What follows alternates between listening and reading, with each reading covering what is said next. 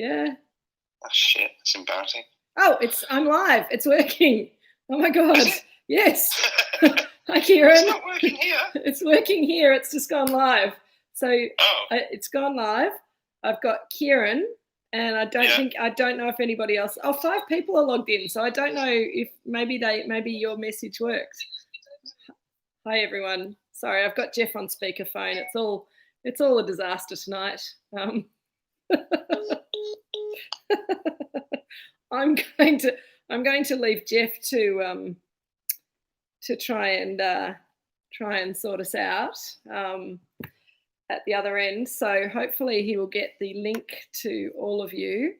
Jeff, if you are watching, oh yay! So everyone who's got the new link and who is back, please say hello so we know that you're there. I just wonder, Jeff, if maybe you should send the link out. I did send it out via Facebook. So any of you who are struggling, well, if you're not on, then you're not seeing me, are you? So that's a ridiculous thing to say. I think I might have to get a drink in me.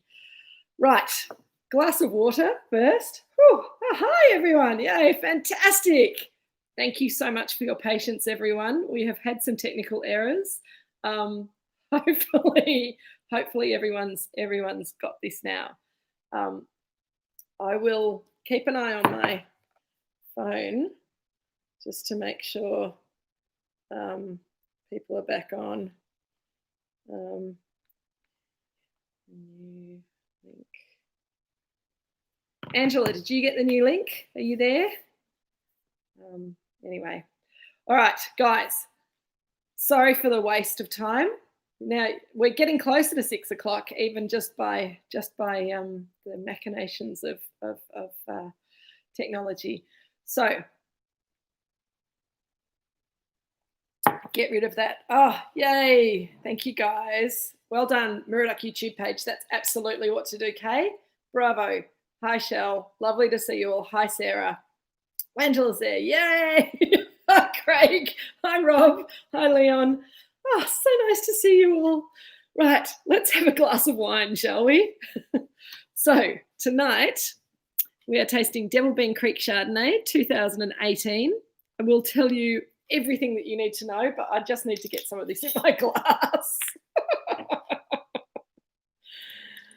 Oh dear, here we go. A lovely, a nice big glass today again, Craig. So I think I deserve it now after all that stress. As I started saying before we went a bit weird, it is like a bar crawl, Kieran. Absolutely. You should have seen us running around in between being on and then being off again and being on again. I just sat here and panicked. Thank you, Jeff. Cheers. So, Devilbean Creek Chardonnay tonight. I'm drinking it in this glass because this is a slightly finer, more elegant, slightly more fruit-driven Chardonnay than the other Chardonnays that we make. And I think that this glass shape really suits this wine. But if you've got a bigger glass, if you've got a Pinot glass, whatever, it's going to work perfectly. So, how's everyone's week been? Mine's been crazy. It's been very strange, and I can't believe it's Thursday again, but here we all are again, having a little glass of Chardonnay. Hi, Margaret. I'm so glad it's working. We have now come to the third of our Devilbean Creek wines. We had the Pinot Noir and the Pinot Gris earlier on in the series. You'll remember that David, our lovely, not so little, our American cellar hand, vintage helper, helped me out with the tasting for the Devilbean Creek Pinot Gris. And you'll be pleased to know that David made it safely back to America. He's been reunited with his parents. They went to Massachusetts to visit the family estate. So he's been in the thick of all of the excitement over there. David, if you're watching, hi, we miss you. And I believe that they're hunkered down now in their family cabin in the woods. So I think that's the best place for them to be, as long as they've got good wine. David's taken up growing vegetables and making sourdough bread, thanks to the ministrations of my father while he was here. So I think they'll be in his whole family will be in good hands, and they'll be able to feed themselves very well from the land as well. Okay, so Devilbeen Creek Chardonnay. Now, if you'll remember, I told you about the Devilbeen Creek Pinot Gris and then the Devilbeen Creek Pinot Noir, that this is almost, we don't really call it our second label, but I guess it's our least expensive wine that we make here at Moorooduc. It's a label that has evolved over time. It's still a Moorooduc Estate wine, but Devilbeen Creek is, I guess, the sub-brand of it. However, hi Richard, how are you going? Good to see you. I haven't seen you for a while. It's a wine that we make mostly for cafes and restaurants. So we don't usually sell it or have it on tasting at Cellador. The main reason for that is that we struggle to make enough of this wine, particularly this Chardonnay, to supply the demand out there. We have limited fruit access because all of the wine that we make here at Moorooduc Estate has to be, by our own definition, made from fruit from the Mornington Peninsula. And we only use fruit from growers that we know and that we work with. And so it's quite difficult to find the quality of fruit that we want, and particularly at the right price point for this wine, the Devilbeen Creek wine, that we can make the wine that we want and still sell it at the price that we sell it for, which is $30 a bottle retail, which is $10 cheaper than our estate range. The way that we make, Penny, hi, you're running late. You missed all the drama. We were running late. So the way we managed to make this wine slightly less expensive than the other wines that we make, there's a couple of things that we do. The fruit comes from younger vines, and the younger vines tend to crop at higher levels. So we get more fruit per vine, and so therefore it's slightly more economical doing the sums when you're paying for fruit by the acre, which is how we lease our vineyards from people. It's not the way that everybody does it, but we think it's the fairest way of buying fruit from people and also making sure that we get the quality of fruit that we want. We also, very importantly, we don't put this wine in any new oak barrels. Now, oak is a conversation that people have a lot, and it's not a very exciting conversation. So I'm not going to go on about oak for very long, but a few little facts about oak. We buy all of our oak barrels from France. You can get oak barrels that are made in Australia, and you can get oak barrels from America. And you can also get oak barrels from other parts of Europe. But we believe that the best quality oak and the flavours that we like to see the most for our wines come from French barrels, which also happen to be the most expensive barrels out there, which is not a very surprising coincidence. The oak barrels that we get from France come from a couple of different coopers. Coopers are people who make barrels, mostly from the Burgundy area. So they're barrels that are traditionally made for Burgundy wines, which are made from Chardonnay and Pinot Noir, so that makes sense. And we ship those barrels. Well, we don't ship them. The importer of the barrels ships them over for us. So we order them from the cooper, and they will then ship them for us from France to Australia in time for vintage. Each barrel costs us about $1,500 to $2,000, depending on the exchange rate at the time. And you get flavour from a new oak barrel that changes the flavour of your wine, oak flavour, from the first use. And if you've got really good cleaning equipment, and we've got a high pressure hose and we've got a steamer, so we get our barrels very clean after we've used them. You can get some flavour from the barrels in the second year, but after 2 years, you don't get any oak flavour from the barrels. They just become vessels for fermenting and maturing wine. If we look after the barrels very well, they can last us for up to 8 to 10 years. So that if you kind of work out the pricing along that sort of a timeline, then they're they're not quite so crazy expensive, but it is a very big, it's one of our biggest expenses, one of our biggest outputs every year for winemaking. What oak brings to a wine is, flavour-wise anyway, is an aroma and a flavour that people describe as cedarwood, as vanilla. And when we talk about French versus American oak, often people will say that French oak smells like pure vanilla pods, whereas American oak smells like vanilla essence. It's a bit more obvious and it's a bit more confectionery. American oak also, and American oak is actually a different species of oak, and that is called, what is it? It's white oak anyway, American oak, and it has this incredible aroma that I associate with bourbon. And there's a reason that I and many other people associate it with bourbon, is that all bourbon is aged in new white oak barrels in America. So that real kind of shoe polish, my grandfather always used to call it shoe polish, which has stuck in my mind. It is a little bit like that black shoe polish. Vanilla coconut kind of aromatic is what you get from American oak. Those smells are too strong, too intense for the wines that we make, because we make wine in a cool climate with complex and delicate aromatics. So French oak gives us more cedar, some sort of gentle spice, and a pure vanilla kind of a character, and almost a nutty kind of character that sort of augments that lovely toast and brioche character that you often see in Chardonnay as it evolves.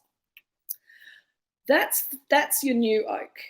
This wine, and if you guys are smelling and tasting this wine at the moment and going, I don't get any of that in this wine, you're absolutely correct, because this wine has not seen any new oak at all.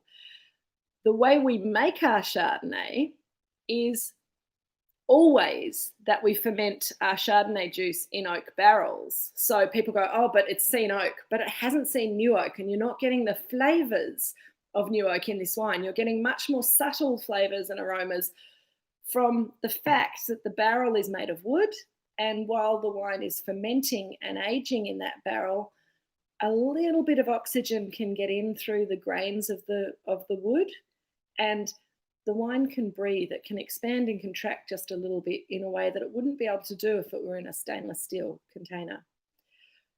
What that does is that we lose a little bit of primary fruit. So with Chardonnay, remembering that Chardonnay is I'm not sure if we've talked about this before, but I'll assume that I've already said this before, but I'm going to say it again. Chardonnay is a non-aromatic white grape variety. And what I mean by that is it's not like Sauvignon Blanc or Riesling or Gewürztraminer, which are varieties that the grapes themselves have all the smells and flavors that the wine actually has. And so Sauvignon Blanc has that incredible gooseberry and tomato bush, and those aromats that come through in Sauvignon Blanc are exactly the same aromas and flavors that you get in the grapes.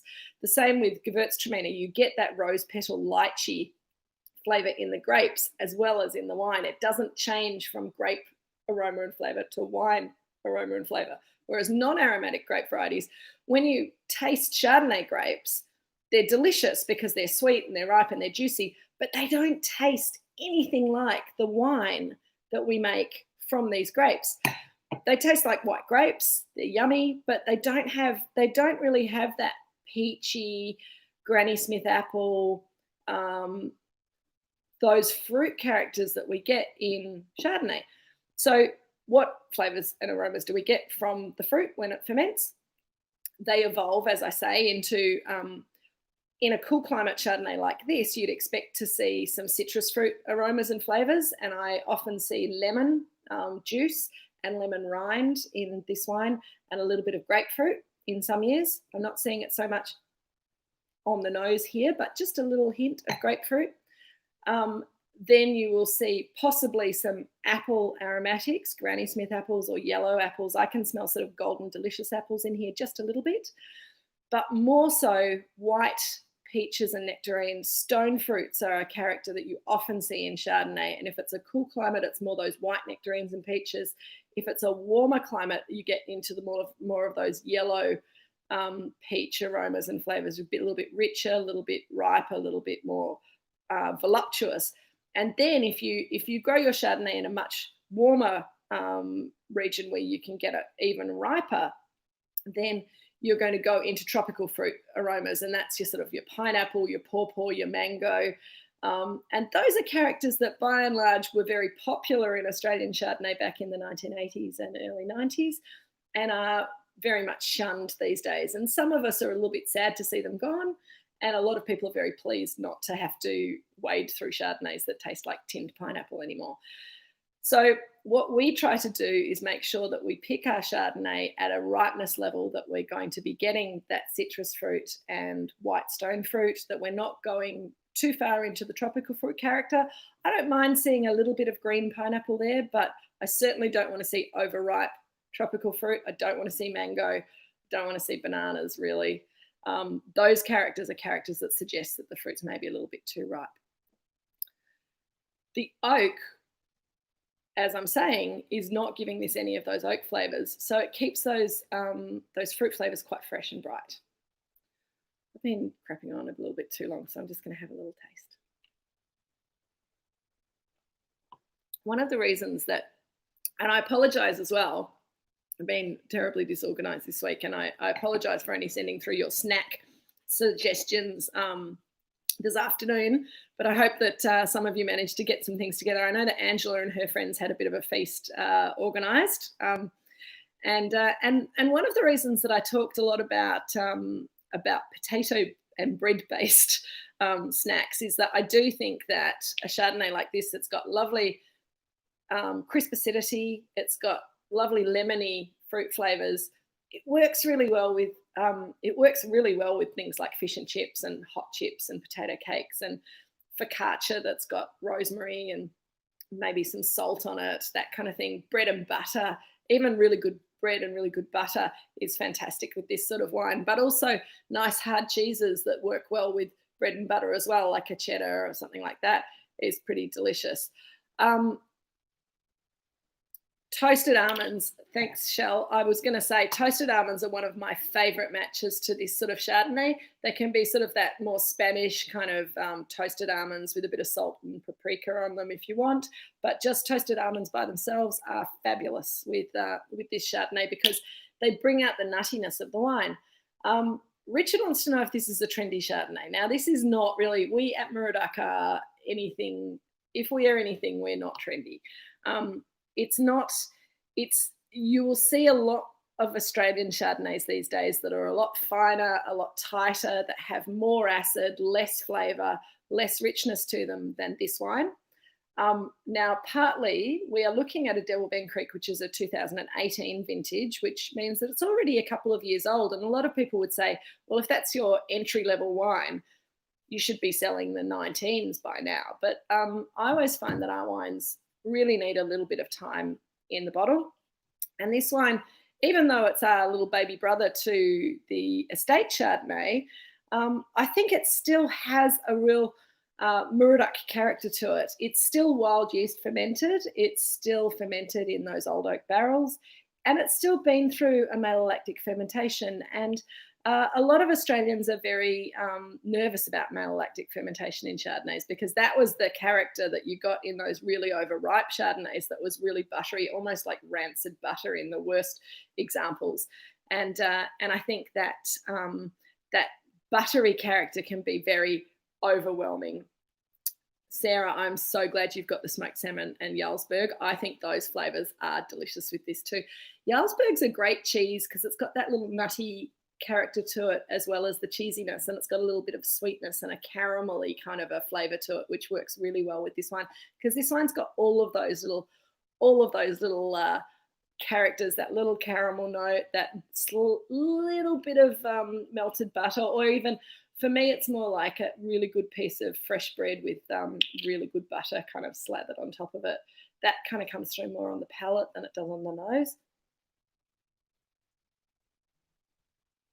And just that lovely fresh acidity. And the other thing that I love about this wine, and we've talked about this before when we've talked about our other white wines, is that it's got this lovely textural quality to it. It's not just, it doesn't just kind of disappear across the palate. You can feel it sort of sliding across your palate. It's got sort of a viscosity, which is really lovely, and the flavors kind of hang around on your tongue and get stuck on your taste buds, and then you just need a bit of cheese to kind of help it all go down and to mix it all up.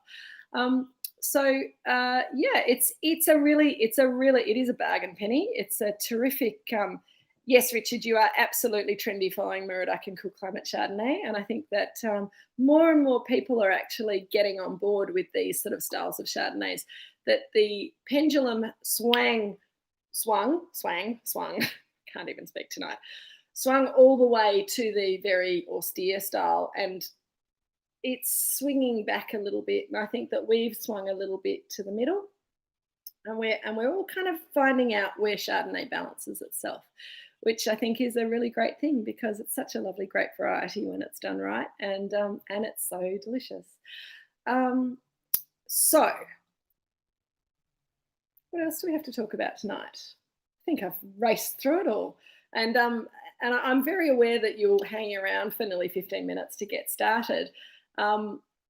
So we don't need to finish up, and I've already got a question from Sarah. Sarah, it does sell well. It's amazing. It's actually, and I was going to touch on something that a lot of people in Australia, they sort of talk about, Chardonnays that are sort of Chablis-like in character from Australia, and that makes me really cranky, but I kind of know what people are talking about. So the winemaking techniques that we use here, the old barrel fermentation, all of that kind of thing, are very similar to how they make Chardonnay and Chablis without the new oak and those kind of things. The flavours are Australian, but a little bit earlier picked than some of our other Chardonnays, and a little bit less intense, a little bit more fruit forward, a little bit more lively than some of our Chardonnays are our other Chardonnays are when they're young. And what it does with age, Sarah, is that you lose a little bit of that bright fruit, and you develop more of a sort of a cheesy, buttery, caramelly, sort of salted caramel kind of character coming through. It doesn't get sweet, so don't get me wrong there, but it's like those slightly caramelized cheeses like the Jarlsberg. It brings forward more of those flavors, and I think it's really rather lovely. And the lemon citrus sort of transforms into almost like a preserved lemon kind of a characteristic. So I find this wine ages remarkably well. The first year that we put any wine under screw cap, it was a Devil Bean Creek Chardonnay from, I'm wanting to say 2008, but that could be completely wrong because my brain isn't working properly tonight. Anyway, it was a couple of years before we went to screw cap with everything else. So it was earlier than that. I found 4 dozen of these trial screw cap wines in the cellar about 2-3 years ago, and I thought that wine is going. 2007, I think it was actually 2006, Jeff, that we did the first one, but it might have been 2007. Anyway, I thought that wine would be completely ruined, and I thought I'll take it home and use it for cooking, but I couldn't resist putting it into the glass and tasting it before I chucked it into my risotto. It was so delicious. It was really good, and so I nicked a case. I didn't tell Dad that I'd found it, and I nicked a case and I drank it at home with my friends. And then I said, "Hey, Dad, this wine's aged really well. Look, we've got 3 cases of it down in the cellar." So it does age very well. Not many people will get a chance to age it, but by all means, buy a few cases, stick them under the house, and let them go crazy. They do hold together remarkably well, and if you like an aged Chardonnay, I think it does very, very well. Kate, I'm so glad that you enjoyed this wine last week. And Penny, you can eat gorgonzola with this. In fact, I think that gorgonzola and blue cheeses in general work much better with white wine than they do with red wine. Red wine makes blue cheeses taste quite bitter, whereas a wine like this brings out the saltiness and the richness of a blue cheese, and a gorgonzola could work really well with this. Kay, if you're in the wine club, you can absolutely get it online. Otherwise, we were going to put this wine on the website, but we've not got very much of it left. So what I was going to do instead is say to you guys that if if you want some more of this wine, just send me or Jeff an email and we'll sort you out. We'll do you a deal. It'll be ace. So you can email Jeff at cellador@moorooducestate.com.au. Have I just blown your cover, Jeff? Or you can email me at kate@moorooducestate.com.au if you want to grab some of this 2008 Chardonnay. We've actually moved on in the trade. We've moved on to the 2009, which is also very good. But we only made about, it sounds like a lot. There's 56 cases of wine in a pallet, and we made, I think we made 5 or 6 pallets of the 2019 Devil Bean Creek Chardonnay. We released it to our distributors earlier this year, and we've sold all but 1.5 pallets. So they've just gone through it in about 3 months, even with COVID lockdown, and it's been a bit crazy. So it is a wine. It's a little bit of a cult wine. It's a wine that is not easily available anywhere these days. So for you guys, it's a little special treat. And if you've loved it and you want to grab it, then just send us an email and we'll give you a call and take your credit card details and get it out to you. Now, on that note, I wanted to just talk to you guys while I've got you about going forward and all that kind of thing. I'm still doing deliveries every week at the moment, but I'm not sure how much longer we're going to be able to maintain that. The traffic's getting worse. My life's getting busier again here with all of my other jobs, but I've really enjoyed coming and delivering wine to you guys and getting to wave across the threshold at you and have a little chat. So that's been a really valuable thing for me. So if I'm not doing it every week, I will be either getting Jeff or someone else to help me with deliveries every now and again. I will also make sure that I do set aside some time to do some deliveries on a regular basis so I can come and see you guys. Hopefully you'll be able to come and see us in Cellador more and more easily into the future. I've just had my flight I was supposed to be going to the UK in October, and I was thinking that was probably going to not happen, but I've just had that flight officially cancelled by Qantas. So looks like I'm not going overseas this year. So that means you get to see a bit more of me here, which is lovely. And I was also going to say, because I know I've confused people a little bit with the time change idea, but what I want to do is next week we have our final wine from this last case, which is a special wine. It's a Pinot Gris. It's an estate Pinot Gris, but it's got some age on it. It's a 2013. If you happen not to have that wine and you want to get hold of a bottle before next Thursday, then again, please get in contact with me or Jeff. But if you've got the tasting pack, that should still be in there. That's a very special wine. I'll give you some instructions and some suggestions about serving and about food and wine matches with my email on Monday. I'll probably be doing deliveries next week on Tuesday because I've got to come up to town for a couple of meetings anyway. So if you need anything next week, then if you can get your orders in by the end of the day on Monday, that would be much appreciated. And then, so next week we'll meet again at 5 o'clock, technology allowing, and that'll be our last 5 o'clock rendezvous. And the week after next, we're going to move back to 6 o'clock. I just think it's getting harder and harder for people to reintegrate into their normal lives and join me for a drink at 5. So hopefully by making it at 6 o'clock, it'll make it a little bit easier for you guys to fit it into your lives as we're kind of getting out of lockdown. If you want to start drinking at 5 o'clock, feel free, but I'll be coming on and talking to you at 6 o'clock instead of 5. I still am going to give you food suggestions. I'm still going to come and chat with you. I'm hoping that technology won't fail us again like it did tonight. I'm glad that 6 works for you guys. I agree, Richard.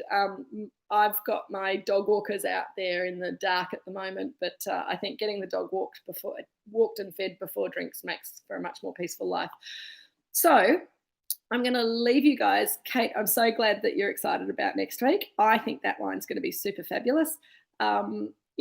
I'm going to think really hard about some food and wine matches, and I'll send you maybe a couple of little recipes on Monday. So if you feel like cooking up a storm, then you can go crazy.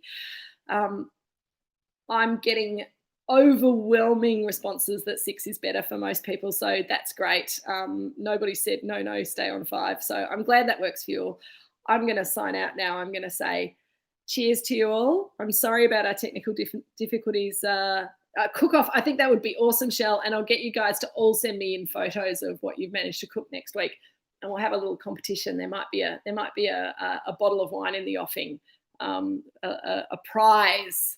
So there's your challenge for next week. I'll send you some recipes. You can have a cook off. You can send me a photo of your food and me on your computer and your glass of wine, and the best looking photo wins a bottle of wine. I'll see you all next week. Cheers. It's been lovely. Kieran, a little bit closer to lunchtime. That's good. Challenge accepted. Good work, everyone. Thanks for your patience. Enjoy your Chardonnay. Have a lovely evening. Cheers.